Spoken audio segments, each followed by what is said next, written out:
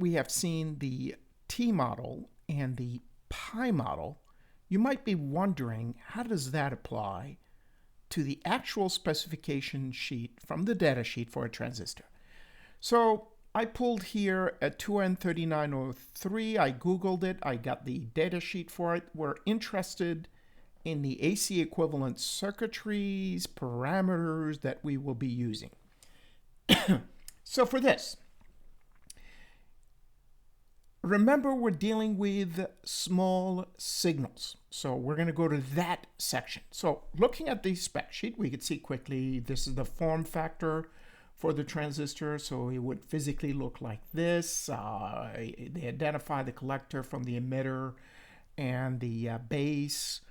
Some maximum ratings here, some DC setups that will give you some betas based on where you want your characteristic, on the characteristic, the forward characteristic of IC versus VCE based on various betas and so on.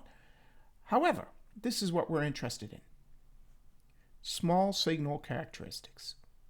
This is what you would see and try to associate your equivalent circuit to.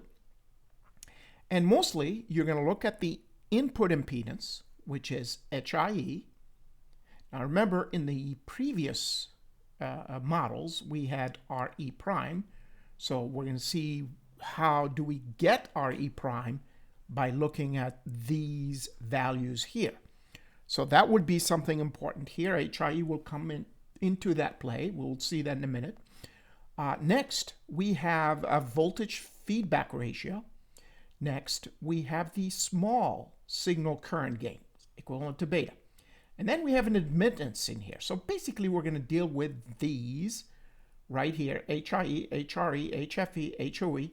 So can I model a transistor based on these and then go back to the pi model and see what the relationship is so I can, from this data sheet, rework my model? The answer is absolutely.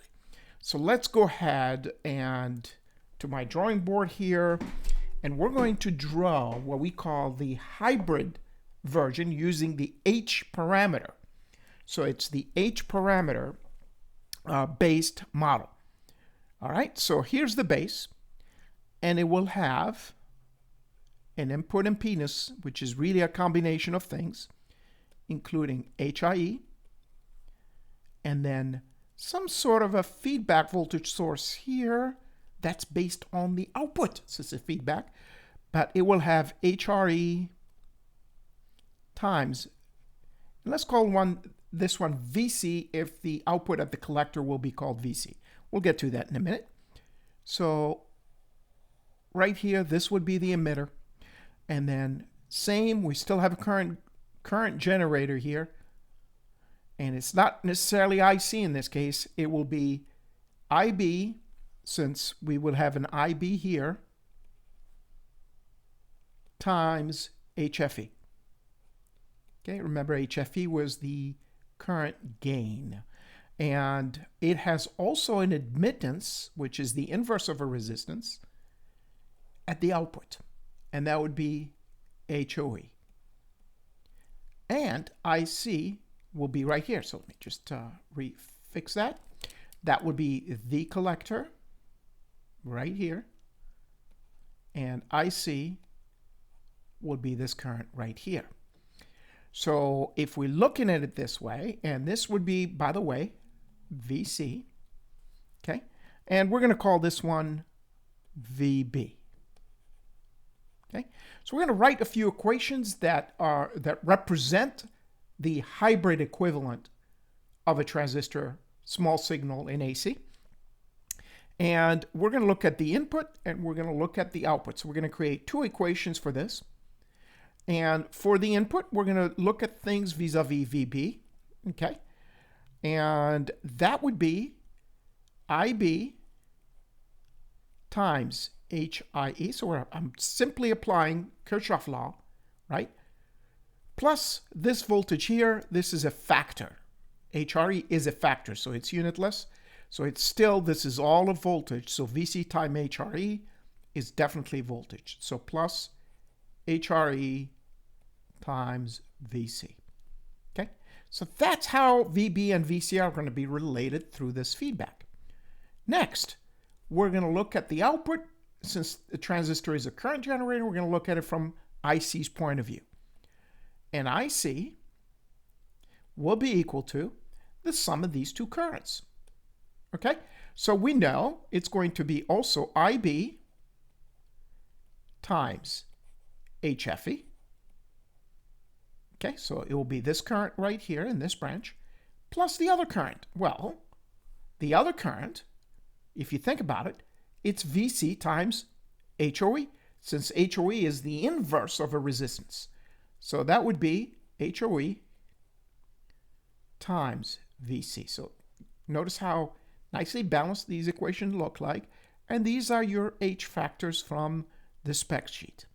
So that's great. Now, we could work with this and figure out what we need to figure out, like current gain, voltage gain, etc. And we'll rework all of our circuits using this equivalent, but we're going to stick with the pi model. And if you're going to stick with the pi model basically looks like this. So remember, this was the base. And then we have current generator, right? And then we had the emitter here and the collector here. Much simpler. So what did we have here? We had beta RE prime. Okay. So what else did we have here?